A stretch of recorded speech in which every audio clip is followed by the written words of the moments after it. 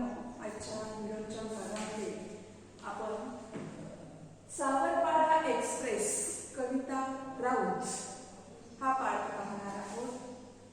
या पाठामध्ये आपण चित्र पाहिल्यावर आपल्याला लक्षात येईल हे एका मुलीचे चित्र आहे। ही आहे धावपटू कविता राऊत, जी की सावरपाडा या छोट्याशा गावची राहणारी मुलगी होती। पण ती तिच्या कर्तृत्वाने काय झालेलं आहे की पूर्ण सावरपाडा हे गाव प्रसिद्ध झालेलं आहे। पहा, सावरपाडा एक्सप्रेस कविता राऊत, पेज क्रमांक 8 सर्वांनी काढायचे। या पाठाचे लेखक आहेत संतोष साबळे। लांब पल्ल्याची धावपट्टू म्हणून कविता राऊत ही प्रसिद्ध आहे। सावरपाडा या छोट्याशा गावची राहणारी धावण्याच्या स्पर्धेत राष्ट्रीय आंतरराष्ट्रीय स्पर्धा तिने गाजवल्या आणि त्यामध्ये वेगवेगळ्या प्रकारची पदके तिने मिळवली। पहा, या पाठाला सुरुवात आपण करूया। दुर्गम भागातील रस्ते म्हणजे मातीचा धुराळा, पाण्यासाठी वणवण करणे हा रोजचा दिवस। अशा प्रतिकूल परिस्थितीत कुरकुर न करता, हार न मानता जीवन जगणे म्हणजे एक दिव्यच। अशा खेड्यापाड्यामध्ये गुणवत्ता असणे पण ती शोधावी लागते। पहा, ग्रामीण भाग असेल, शहरी भाग असेल, प्रत्येक विद्यार्थ्यांमध्ये एक सुप्त गुण असतो। त्या गुणाचा विकास आपण स्वतः इतरांच्या किंवा शिक्षकांच्या किंवा आपल्या आई वडिलांच्या मदतीने आपण करायचा असतो। आपल्याला कुठलीही गोष्ट येत असेल, ही गोष्ट मला येते, किंवा आपण ती गोष्ट इतरांना दाखवण्याचा प्रयत्न आपण केला पाहिजे। पहा, कविता राऊत हिनं पूर्ण देशामध्ये आणि परदेशामध्ये सुद्धा धावण्याच्या स्पर्धेत नाव कमावलेलं आहे।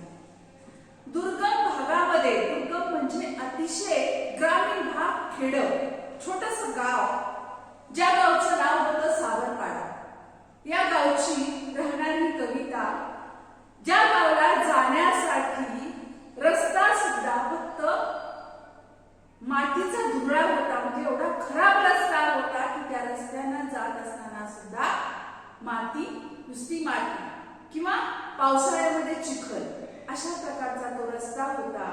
आणि त्या गावामध्ये पाण्याची कमतरता होती।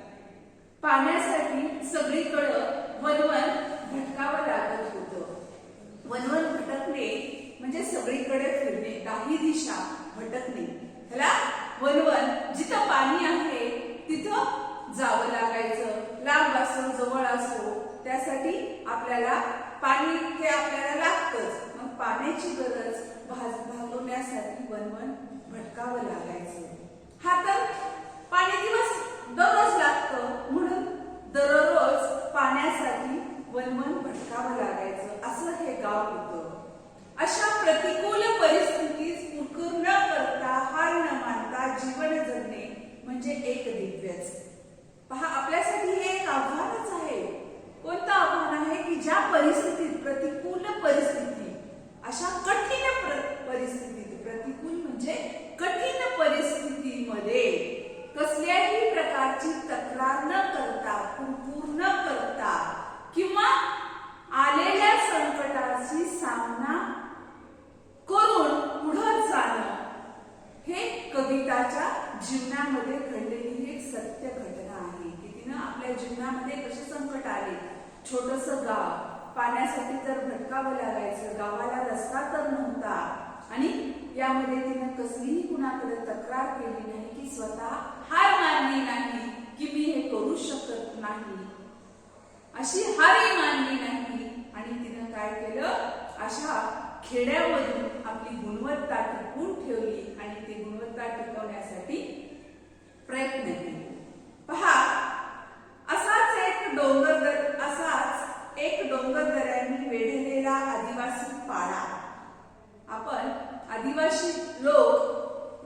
ठिकाणी वस्ती करून राहत असतात. 10-12 घरांचे त्यांचे पाडे असतात. त्याला आपण पाडा असं म्हणतो. पहा, पाण्याच्या शोधासाठी तिने मैलोनमैल भटकंती करावी लागेल. त्याच आदिवासी पाड्यावर अनवाणी पायाने चालणारी, लाखो फाटा गोळा करणारी एक मुलगी तिने राष्ट्रकुल आणि आशियाई क्रीडा स्पर्धेत भारताचा दबदबा निर्माण केला आणि ऑलिम्पिक स्तरावर झेप घेतली. या आंतरराष्ट्रीय धावपटूचे नाव आहे कविता राऊत आणि त्या पाड्याचे नाव आहे सावरपाडा. हा पाडा नाशिक जिल्ह्यातील त्र्यंबकेश्वर तालुक्यात आहे. कविताचे बालपण निसर्गाच्या सानिध्यात गेले. तिची आजवरची वाटचाल एक दीर्घ साधना बनली आहे. पहा, कविता राऊत ही एक आंतरराष्ट्रीय, जिने की सगळ्या जगामध्ये आपलं नाव गाजवलं अशी ही धावपटू कशा ग्रामीण भागातील होती, एका छोट्याशा पाड्यावर, जिथे की आदिवासी लोक पाणी किंवा काही नाही, फक्त झाडाच्या निवाऱ्याला आपण वस्ती करून राहत असतात. अशा वस्तीमध्ये जिच्याकडे की अनवाणी पाय म्हणजे पायामध्ये काहीही न घालता, चप्पल बूट काही नसताना, म्हणजेच अनवाणी पायानं तिथं राहत होती लहान असताना. त्यासाठी तिनं पाणी आणायला लांब जायचं. मैलोनमैल म्हणजे कोस, 2 कोस, किलोमीटर, 2 किलोमीटर, 3 किलोमीटर पाण्यासाठी भटकंती करावी लागायची. तिथून लांबून पाणी तिनं आणायचं आणि तेही कसं आणत होती, अनवाणी पायानं आणायचं. आणि आपल्याला स्वयंपाक करण्यासाठी लाकूड, फाटा, चूल पेटवावी लागायची. त्यावेळेस काही त्यांच्याकडे गॅस वगैरे नसायचे. मग काय करायचं, त्या चुलीला धरण्यासाठी लाकूड, फाटा हे सगळं गोळा करून घरी आणायचं. हे दिव्य तिने केलं होतं. परंतु एवढं मेहनत करून तिनं काय केलं, तिने राष्ट्रकुल आणि आशियाई क्रीडा स्पर्धेत भारताचा दबदबा निर्माण केला आणि एवढंच नाही तर ऑलिम्पिक स्तरावर झेप घेतली. या आंतरराष्ट्रीय धावपटूंचे नाव आहे कविता राऊत. पहा, ही राहत होती नाशिक जिल्ह्यातील त्र्यंबकेश्वर तालुका आहे छोटासा. नाशिक जिल्ह्यामध्ये त्र्यंबकेश्वर तालुका आहे आणि या तालुक्यामध्येच हा सावरपाडा म्हणजे छोट्याशा गावावरून जी एक्सप्रेस सुपरफास्ट कशी गेली आहे. पहा, छोट्याशा गावातल्या सावरपाडा गावाचं नाव प्रसिद्ध झालं ते कविता राऊत म्हणून. तिनं आपल्या छोट्याशा गावातून अशी उड्डाण घेतली की जगामध्ये त्या गावाचं नाव प्रसिद्ध करण्याचं काम या कविता राऊत हिनं केलेलं आहे. आणि तिची आजवरची वाटचाल ही खरंच एक दीर्घ म्हणजे खूप दिवसाची साधना आहे, तपश्चर्या आहे असं म्हटलं गेलंय. पहा, राष्ट्रकुल क्रीडा स्पर्धेत कांस्य आणि आशियाई क्रीडा स्पर्धेत रौप्य व कांस्य अशी पदके कविताने पटकावली. लागोपाठ या दोन्ही स्पर्धांमध्ये भारताचे नाव उंच करणारी धावपटू म्हणजे सावरडा एक्सप्रेस कविता राऊत. पहा, राष्ट्रकुल क्रीडा स्पर्धेत कांस्य आणि आशियाई क्रीडा स्पर्धेत रौप्य व कांस्य अशी पदके कविताने पटकावली. आपल्याला माहिती आहे गोल्ड मेडल मिळतं, कांस्य मेडल मिळतं, सिल्वर मेडल मिळतं. ही सगळी पदके या राष्ट्रीय क्रीडा स्पर्धेमध्ये, धावण्याच्या क्रीडा स्पर्धेमध्ये कविता राऊत हिनं मिळवलेले आहे. हे कांस्य हा एक प्रकारचा धातू आहे आणि या धातूची पदके आपल्याला माहिती आहे सोने, चांदी, कांस्य हे एक प्रकारचे धातू आहेत आणि या धातूपासून मेडल बनवले जातात. आपणही पाहत असतो आपल्या शाळेमध्ये पण बऱ्याच विद्यार्थ्यांना आपल्याला गणित असेल, गणित प्रावीण्य स्पर्धा असेल किंवा सायन्स असेल किंवा मॅथ असेल, ह्याच्या प्रावीण्य परीक्षा आपल्या शाळेत होतात. त्यावेळेस आपल्याकडेही मुलांना मेडल मिळतात. किंवा एक टाटाची परीक्षा झाली होती, त्यामध्ये सुद्धा आपल्या शाळेमध्ये बऱ्याच विद्यार्थ्यांनी गोल्ड मेडल मिळवले होते आणि ते गोल्ड मेडल विद्यार्थ्यांना आपण आपल्या शाळेच्या मुख्याध्यापकांनी घातलेली होती. आपल्याला माहिती आहे गोल्ड प्रकारचं असं मेडल असतं आणि ते माहिती जरी नसलं तरी उद्याच्या तासामध्ये मी तुम्हाला ते मेडल दाखवते की कांस्य धातूचं मेडल कसं असतं, सिल्वर धातूचं मेडल कसं असतं आणि गोल्ड मेडल कसं असतं. पहा, हे या राष्ट्रकुल क्रीडा स्पर्धेमध्ये धावण्याच्या कविता राऊत मिळवलेली होती. लागोपाठ 2 वर्ष तिनं काय केलं होतं? भारताचं नाव उंच केलं होतं. पहा, सावरपाडा एक्सप्रेस कविता राऊत चीनमधील गुआंगझू येथे झालेल्या आशियाई क्रीडा स्पर्धेत 10,000 मीटर धावण्यात कविताचे स्वर्ण पदक अवघ्या सेकंदाने हुकले. पण त्या प्रसंगी कविताची समजूत तिच्या आईने काढली. आईच्या शब्दांनी कविताला दिलासा दिला. पहा, एक आशियाई क्रीडा स्पर्धा झाल्या होत्या. त्या चीनमध्ये गुआंगझू या गावी झाल्या होत्या आणि इथं झालेल्या स्पर्धेमध्ये काय झालं होतं? तिचं गोल्ड मेडल थोड्याशा काही सेकंदाच्या फरकाने दुसरी मुलगी पुढे गेल्यामुळे तिचं पदक किंवा मेडल हुकलं होतं. आपल्याला माहिती आहे, आपण कुठल्याही खेळात किंवा स्पर्धेत हारी आणि जीत कुणाची तरी होत असते. कुणीतरी हारतं, कुणीतरी जिंकतं. पण हरल्यावर न डगमगता पुन्हा त्याला सामोरं जाणं किंवा पुन्हा पुढे उभं राहणं ह्यातच खरा आपण आनंद मानला पाहिजे आणि हे केलं पाहिजे. एकदा हरल्यावर आपण न उभा टाकता आता माझ्याच्यानं काही होत नाही असं आपण कधीच न म्हणलं पाहिजे. आपल्याला माहिती आहे, मुंगी असते. मुंगी काय करते? भिंतीवर चढत असताना पडते चढते. मग तशाच प्रकारे आपल्या जीवनातील प्रसंगाला, अभ्यास असेल किंवा इतर स्पर्धा असतील, काही असेल, आपणही काय असतं, पडलं तर हार मानायची नाही. म्हणजे आपल्याला एक हिंदीमध्ये कविता आहे, कोशिश करने वालों की कभी हार नाही होती. म्हणजेच आपण प्रयत्न केला पाहिजे. हे कविताच्या आईनं कविताला समजावलं की एवढ्या मोठ्या स्पर्धेत तू हरलीस म्हणून पुन्हा स्पर्धेत भाग घ्यायचा नाही असं ठरवू नको. आणि आईनं तिला रागावलं नाही की तू स्पर्धेत हरलीस, प्रोत्साहन दिलं आणि त्या आईच्या शब्दाला तिनं पण काय केलं? दिलासा मिळाला. आईच्या शब्दांमुळे तिला आधार मिळाला आणि तिनं पुन्हा स्पर्धेमध्ये भाग घेण्याचं ठरवलं.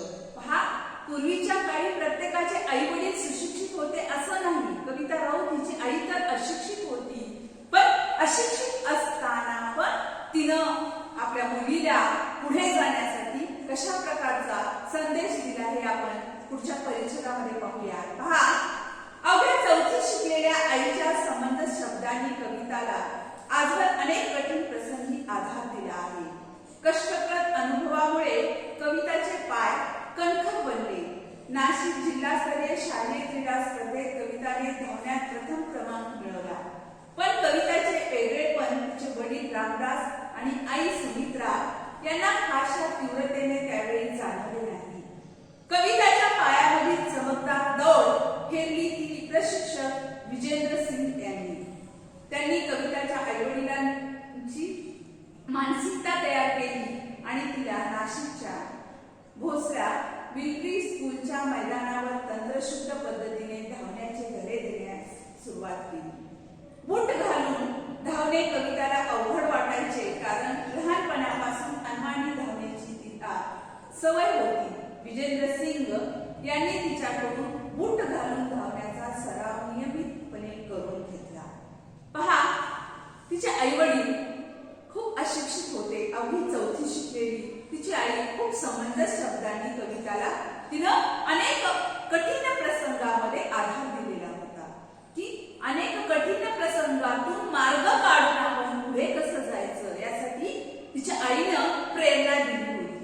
पहा, या कविता कष्टप्रद अनुभवामुळे म्हणजे अनेक कष्ट केल्यामुळे, शारीरिक कष्ट, पाणी आणण्याचं कष्ट अनवाणी पायाने केल्यामुळं तिचे पाय अगदी कणखर म्हणजे मजबूत बनले होते. आणि तिनं काय करायचं, सुरुवातीला छोट्या छोट्या तालुकास्तरीय, जिल्हास्तरीय धावण्याच्या स्पर्धा आपल्या शाळेत पण होत असतात. त्या छोट्या छोट्या स्पर्धेमध्ये भाग घ्यायचा आणि त्यावेळेस तिचा प्रथम क्रमांक तिला मिळाला असताना पण आई वडिलांना असंही त्यावेळेस वाटलं नव्हतं की आपली मुलगी एवढ्या पुढे जाऊ शकेल, की आपण अशिक्षित आहे, छोट्या गावचे गरीब आहे आणि आपली मुलगी पुढे जाऊ शकेल यामध्ये त्यांना काही वाटलं नव्हतं. परंतु एक क्रीडा शिक्षक होते, प्रशिक्षक, जे की क्रीडा म्हणजे खेळ शिकवायचे, ते होते विजेंद्र सिंग. मग यांनी काय केलं, सुरुवातीला कविताच्या आईवडिलांना सांगितलं की तुमची मुलगी मैदानावर खूप छान धावते आणि तिचा सराव घेतला पाहिजे, प्रॅक्टिस घेतली पाहिजे. कधी कधी मुलींना खेळ कशाला शिकवायचा अशी मानसिकता आईवडिलांची असते. खेळून काय करणार आहे असं वाटतं. तशा अशिक्षित आईवडिलांची मानसिकता सुरुवातीला या प्रशिक्षक विजेंद्र सिंग यांनी तयार केली की तुमची मुलगी प्रशिक्षणासाठी किंवा धावण्याचे धडे मी तिला शिकवतो, तुम्ही या ठिकाणी मिलिटरी हायस्कूल मध्ये पाठवा नाशिकला. त्यावेळेस आईवडिलांनी थोडंसं त्यांनाही वाटलं न पाठवायचं, परंतु या सरांच्या विनंतीवरून त्यांनी तिला पाठवलं. सुरुवातीला पाठवल्यानंतर ही कविता अनवाणी पायाने फिरणार होती, तिच्या पायात काही नव्हतं. मग आता हे सर शिकवत होते त्यावेळेस सांगायचे त्यांनी पायामध्ये तिच्या बूट घातला, बूट घातल्यावर धावायचं कसं शिकवायला लागले. त्यावेळेस पहिल्यांदाच बूट घातल्यामुळं तिला काहीतरी पायाला बांधल्यासारखं वाटू लागलं, जड होऊ लागलं आणि धावताना अडथळे आल्यासारखं वाटू लागलं. पण थोडे दिवसानं ती बूट घालून धावण्याचे धडे या सरांकडून घेऊ लागली आणि शिकू लागली. पहा, हिऱ्याला पैलू पाडल्यावर त्याचे तेज अधिकच फैलावते, तसे तिच्या बाबतीत झाले. गुजरातमधील गांधीनगर येथे झालेल्या राष्ट्रीय पातळीवरील शालेय स्पर्धेत धावण्यात रौप्य पदक मिळवून तिने यशाचा आरंभ केला. पुढे मग नाशिक येथे सराव आणि हर्सूल येथे शिक्षण अशी कसरत कविता करत होती. कविताची ओढाताण पाहून विजेंद्र सिंग यांनी तिला 11वी साठी भोसला मिलिटरी कॉलेजमध्ये प्रवेश मिळवून दिला. ती राहणार कुठे हा कविताच्या आईवडिलांचा पडलेला प्रश्नही विजेंद्र सिंग यांनी सोडवला. पहा, आपल्याला माहिती आहे हिरा हा खडा असतो, चमकतो. आपण म्हणतो हिरा असेल, सोनं असेल, चमकतं, पण त्याला जर आपण वेगळा दागिना बनवला तर अधिक सुंदर दिसतं. कुठल्याही धातूला त्याला जर आपण सुशोभित करण्यासाठी वेगळा अलंकार बनवला आणि तो परिधान केला की त्याचं सौंदर्य अधिक वाढतं. तसं कविता राऊतच्या जीवनामध्ये घडलेलं आहे. सुरुवातीला एक राष्ट्रीय पातळीवर शालेय स्पर्धा झाली गुजरातमध्ये आणि मग झाल्यानंतर त्या ठिकाणी तिला रौप्य पदक मिळालं आणि हा झाला तिचा यशाचा पहिला दिनक्रम किंवा पहिली सुरुवात, आरंभ झाला या ठिकाणी. आणि पुढे नाशिकमध्ये तिनं सराव करू लागली आणि हर्सूल येथे शिक्षण घेऊ लागली. म्हणजे नाशिकमध्ये पळण्याची स्पर्धा, सराव आणि हर्सूल या गावात शिक्षण. मग यामध्ये तिची ओढाताण होऊ लागली. हे तिच्या सरांना किंवा लक्षात आलं, जे की तिला शिकवत होते विजेंद्र सिंग यांना लक्षात आलं आणि पुन्हा त्यांनी काय केलं, ज्या ठिकाणी तिनं सराव करत होती त्याच ठिकाणी तिथल्याच मिलिटरी कॉलेजला तिला 11वीला प्रवेश मिळवून दिला. हा आहे आपल्या व्हिडिओचा आजचा भाग. या ठिकाणी मी संपवते. तत्पूर्वी मी तुम्हाला पुन्हा आठवण करून देते की पहा, मी तुम्हाला त्याच्या अगोदर असं सांगितलं होतं की आपल्याला नियमित दोन्ही वहीवर लेखन सराव करायचा आहे, नियमित शुद्ध लेखन लिहायचंय. त्यावेळेस दिनांक वार टाकून दररोजच्या दररोज आपण शुद्ध लेखन लिहायचंय, ते तपासलं जाणार आहे. आणि यानंतर आपली जे धडे मी शिकवलेले आहेत त्या धड्यांवर घटक चाचणी परीक्षा, प्रथम सत्र परीक्षा, सगळ्या परीक्षा होणार आहे. त्यासाठी आपला अभ्यास नियमित चालू ठेवा.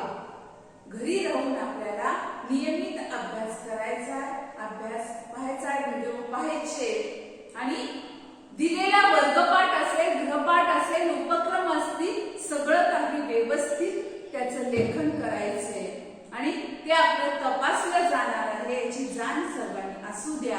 आणि त्यासाठी आपण नियमित स्वाध्याय, ज्या दिवशी मी तुम्हाला स्वाध्याय लेखनाचा सराव वहीवर कंप्लीट पाहिजे. स्वाध्याय लेखन आपल्याला वर्गपाठाच्या वहीवर करायचे आहे. आलं का लक्षात? ह्या सगळ्या नियमांचं पालन आपण करायचंय आणि अभ्यासासाठी जास्तीत जास्त वेळ तुम्हाला आता घरी भेटत आहेत, त्यामुळे आपण नियमित घरी अभ्यास करायचा आहे. कसल्याही प्रकारच्या आपण मोबाईलवर इतर गेम्स खेळायचे नाही. आपल्यालाही हा कठीण प्रसंग आहे. कोरोनामुळं आपण घरी राहून शिकण्याची संधी तुम्हाला मिळाली. त्या संधीचा तुम्ही सर्वांनी योग्य तो फायदा करून घ्या आणि आपल्या जीवनामध्ये यशाची वाटचाल कशी तयार करता येईल आणि ती वाट आपण तयार स्वतः करायची आहे. कविता राऊत हिने आपल्या कष्टानं इतर तिलाही गोष्टी मिळाल्या असतील, पण त्या गोष्टी न घेता तिनं कष्ट करून गरिबीतून आणि छोट्याशा गावातून जसं नाव कमवलं त्यापेक्षाही जास्त सुविधा तुम्हाला मिळत आहे. त्याचा योग्य तो फायदा घ्या आणि शिक्षण घ्या, शिका आणि योग्य मॅडमनी किंवा सरांनी ज्या व्हिडिओमध्ये जो काही काम दिलेले आहे घराचं तुम्हाला लिखाणाचं ते काम पूर्ण ठेवा आणि सतत अभ्यासात राहा. या ठिकाणी मी आजच्या व्हिडिओचा हा भाग संपवते. धन्यवाद.